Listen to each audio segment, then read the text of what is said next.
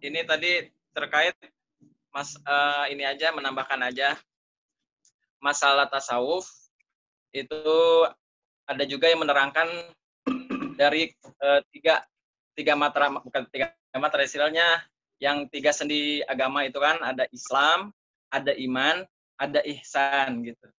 Kalau ada yang bertanya apa itu tasawuf, ya tasawuf itu ya ihsan itu tadi gitu. Tasawuf itu ihsan itu tadi. Kalau Islam itu kita amaliyah badan kita dari membaca kalimat syahadat, amaliyah qalbi juga dengan meyakini, kemudian ada sholat dan seterusnya. Kalau iman itu kan diantara yang disebutkan itu ada rukun iman. Kemudian kalau tasawuf itu apa? Ya ihsan itu ketika kita anta'budallah kannaka tarahu wa illam takun tarahu ka'an fa innahu yaraka. Jadi kita beribadah, kita sholat, mengerjakan amal kebaikan itu seakan-akan kita melihat Allah, dan sekalipun kita tidak mampu melihatnya, sesungguhnya Allah melihat kita. Itu adalah sedikit banyak itu mengandung tasawuf di situ. Jadi ada hubungannya juga ketika kita melakukan amal ibadah sunnah itu diantara dari bukti keimanan kita gitu, dimana ketika kita melaksanakan yang wajib saja itu hanya mendapatkan, kalau orang berdagang itu hanya kembali modal, ada yang mengatakan seperti itu. Tapi ketika kita melaksanakan yang sunnahnya juga, maka kita akan mendapatkan bonus tambahannya gitu. Bahkan di situ adalah wujud keimanan kita itu lebih teruji gitu, ada nilai tambahnya gitu dengan mengerjakan sunnah-sunnah itu. Ya seperti dalam sholat ada sholat sunnahnya, kemudian dalam puasa ada puasa sunnahnya. Kemudian mudah-mudahan bisa menambahkan saja. Kemudian tadi masalah apa ya? Ya mungkin cukup itu dulu. Ya masalah amal ibadah yang dari segi apa namanya? Itu adalah amal dunia, tapi beribadah akhirat gitu, bernilai akhirat. Ya seperti ini, itu pertama seperti kita berwudu. Berwudu itu kan rangkaiannya kan dari cuci tangan, kumur-kumur. Itu kalau kita niatkan dengan berwudu, ya mendapatkan amal akhir amal soleh, itu mendapatkan amal akhirat juga gitu. Seperti kita tidur dengan dengan berwudu dulu, kemudian membaca doa sebelum tidur, posisi tidur yang kita bagaimana Nabi tidur seperti itu juga akan mendapatkan keutamaan mengikuti amal akhirat gitu. Niatnya misalkan untuk saya tidur untuk nanti kuat ibadah misalnya. Saya makan agar nanti kuat ibadah. Seperti itu juga bisa amal dunia tapi bernilai ibadah gitu. Kemudian saya bekerja untuk mencari berkah. Kemudian ya pada hal-hal yang bernilai ibadah, insya Allah akan bernilai ibadah seperti itu. Seperti juga tawaf gitu. Kalau hanya berputar-putar tanpa ada niatnya, yaitu tadi kembali kepada niat, tapi bernilai ibadah ketika menjalankan sesuai dengan syariat itu. Ya itu aja sebagai tambahan. Apunten Mang Aib. Ya saya masuk pondok Mang Aib teh udah jadi pengurus yang ngospek saya. Iya. Iya Mang Aib. Semua orang itu punya kenangan yang unik dengan Mang Aib. Gitu. Dan kadang-kadang hanya bisa dirasakan saja. Karena Mang Aib itu sejak mondok itu sudah hidup di dunia lain kadang-kadang. Saya juga bingung. Di antaranya dunia lain itu tahu nggak apa?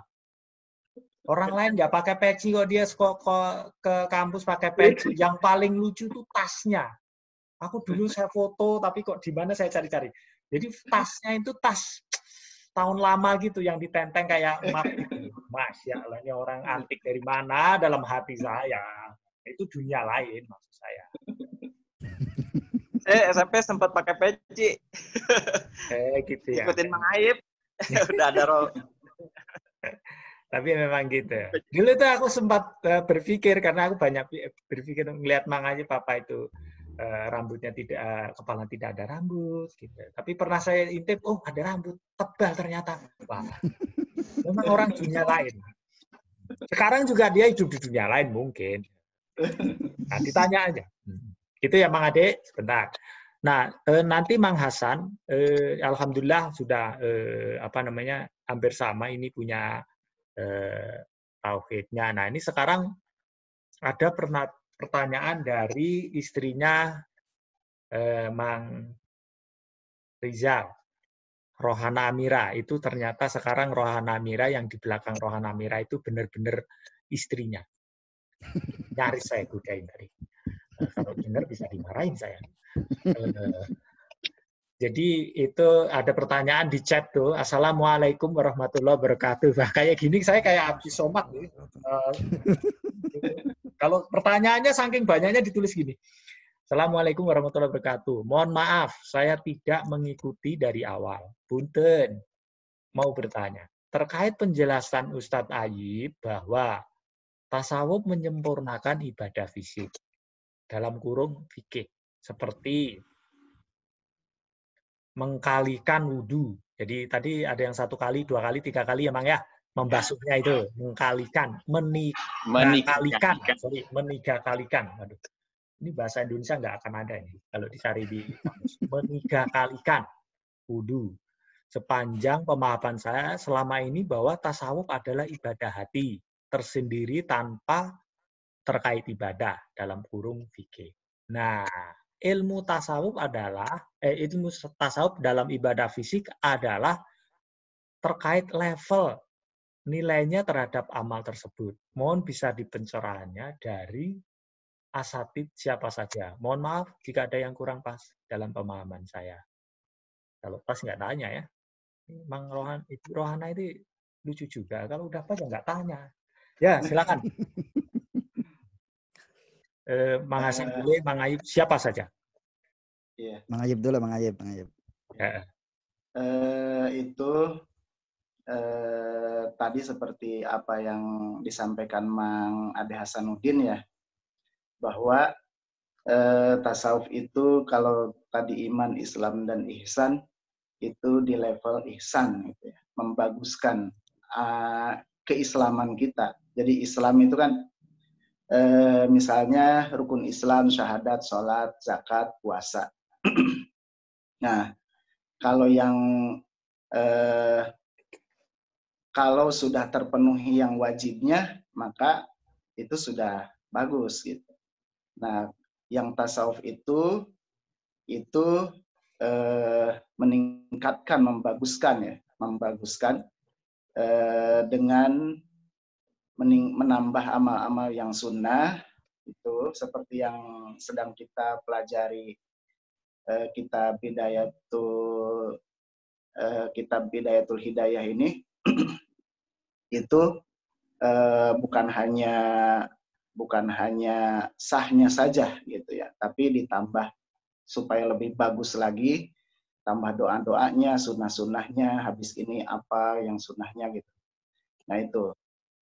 Kemudian juga itu ihsannya ya, nanti ke depannya itu, ke tingkat lanjutnya itu yaitu menerapkan itu tadi gitu ya, ihsan. Fa illam wa'budullaha ka'annaka tarahu wa illam takun tarahu fa innahu yaraka. Jadi seakan-akan kita ibadah itu sedang dilihat oleh Allah Subhanahu wa taala. Bahkan kalau para ulama yang arifin itu bukan hanya dilihat gitu. Bukan hanya sedang dilihat oleh Allah, tapi merasa gitu, merasa digerakkan oleh Allah Subhanahu wa taala.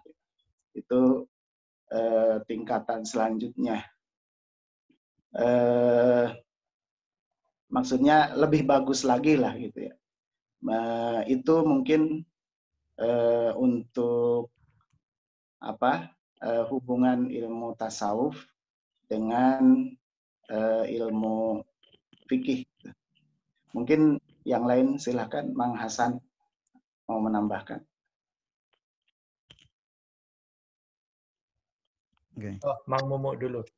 Oh ya, mangga. Iya, Mang Mumu. Kita masih ada yang mau sharing itu Mang Hasan sama Mang Hartoni. Ya. Assalamualaikum warahmatullahi wabarakatuh. Waalaikumsalam. Ya. Punten Mang Hasan nih sedikit aja ya. Tadi Monggo, Mang monggo. karena bedanya ibadah dengan wanusuki gitu ya. Ibadah itu kan diambil dari kata abada ya'budu. Sedangkan nusuk itu diambil dari kata nasaka yansuku. Intinya kalau ibadah itu lebih kepada bentuk penghambaan seorang makhluk kepada Allah.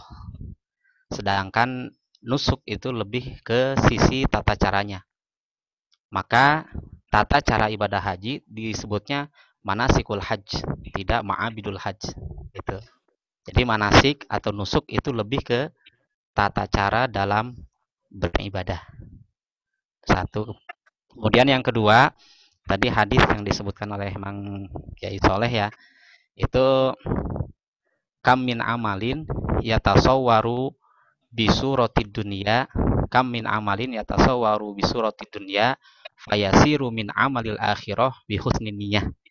Itu bahasanya Kiai Hasyim Muzadi Al-Maghfurlah pada saat beliau menyampaikan tentang masalah ini, beliau mengutipnya dengan bahasa Arabnya seperti itu. Kam min amalin yatasawwaru bisurati amalid dunya fayasiru min amalil akhirah bi husnin niyyah.